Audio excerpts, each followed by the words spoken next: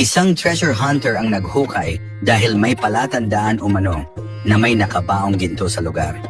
Habang siya'y patuloy sa paghuhukay, napansin niyang maraming palatandaan sa paligid ng hukay. Isa na rito ang maraming batong nakaharang na tila sinadyang ilagay upang pagtakpan ang anuman na nakatago sa ilalim. Habang lumalalim ang kanyang paghuhukay, mas lalo siyang nakaramdam ng kaba at pananabik. Tila ba may mahalagang bagay nga talaga sa ilalim ng lupa. Sa paghuhukay niya, may nakita siyang isang kahon na gawa sa bakal. Palatandaan na matagal na itong nakabaon sa lupa ay ang makapal na kalawang na bumalot dito. Dahan-dahan niya itong hinukay habang pinapakinggan ang tunog ng pala sa matigas na lupa. Habang unti-unti itong lumilitaw, dama niya ang kaba at pagtataka. Ano kaya ang laman ng kahong ito na tila matagal nang nakalimutan ng panahon? Pagbukas niya ng kahon, laking gulat niya nang makita ang mga gintong gold bars at mamahaling alahas. Ayon sa mga palatandaan at mga dokumentong kasamang natagpuan, tila mula pa ito sa ibang bansa at posibleng ninakaw ng mga sundalong Hapon noong panahon ng kanilang pananakop sa Pilipinas. Ipinagpalagay ng ilan na isa ito sa mga tinagong kayamanang iniwan ng mga mananakop bago sila umatras mula sa bansa. Ang kahon ay may kakaibang selyo at inskripsyon.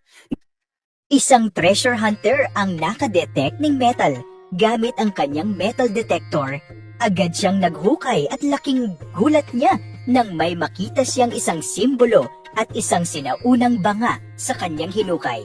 Natuklasan niya ang isang sinaunang banga na tila may mahalagang laman.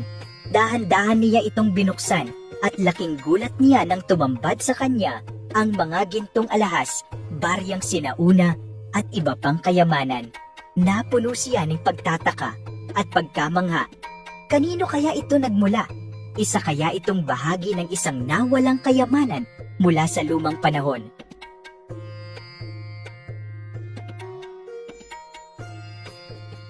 Andito na naman tayo sa pinakabagong video, mga ka-TH. May isang grupo ng treasure hunter na nakadetect ng metal sa kanilang hukay. Mapapansin ninyo na sobrang tigas ng lupa sa kanilang hukay. Palatandaan ito ng tinatawag na hard surface, na madalas ay gawa ng tao at hindi natural na nabuo. Karaniwan, ang ganitong matigas na bahagi ng lupa ay indikasyon na may nakalibing na bagay sa ilalim, gaya ng metal, bato na ginamit bilang takip, o iba pang artifact. Ito rin ang tinutukoy nilang giveaway sa lupa, dahil naiiba ang itsura at tigas nito kumpara sa karaniwang lupa sa paligid. Sa kanilang paghuhukay, natagpuan na rin nila ang hinahanap nila. Talagang napakaswerte nila dahil mababaw lang ang pagkakalibing ng kayamanan. Karaniwan, ang tinatawag na giveaway treasure ay inidililibing lamang ng mga ordinaryong sundalong Hapon at Koreano. Noong panahon ng World War II, malapit nang masakop muli ng mga sundalong Amerikano ang Pilipinas, kaya nagmadali ang ilan sa mga sundalong Hapon at Koreano na ilibing ang kaunting kayamanang nakuha nila. Dahil sa pagmamadali at takot na maabutan ng kalaban, mababaw lang nila ito na ilibing. Madalas ay ilang dipa o mas mababa pa. Tinawag itong giveaway treasure dahil hindi ito bahagi ng malalaking taguan ng kayamanan ng mga opisyal o mataas na ranggo ng militar. Sa halip, ito'y personal na nakolekta ng mga sundalo mula sa mga nasamsam nilang ari-arian. Ang layunin nila ay balikan ito kapag natapos ang giyera. Subalit karamihan ay hindi na nakabalik dahil marami sa kanila ang napatayo na dakip. Dahil dito, nanatili sa mababaw na lupa ang mga kayamanang ito hanggang matuklasan ng mga modernong treasure hunter. Ang kanilang nahukay na kayamanan ay sinasabing mula sa bansang Burma, ngayon ay Myanmar.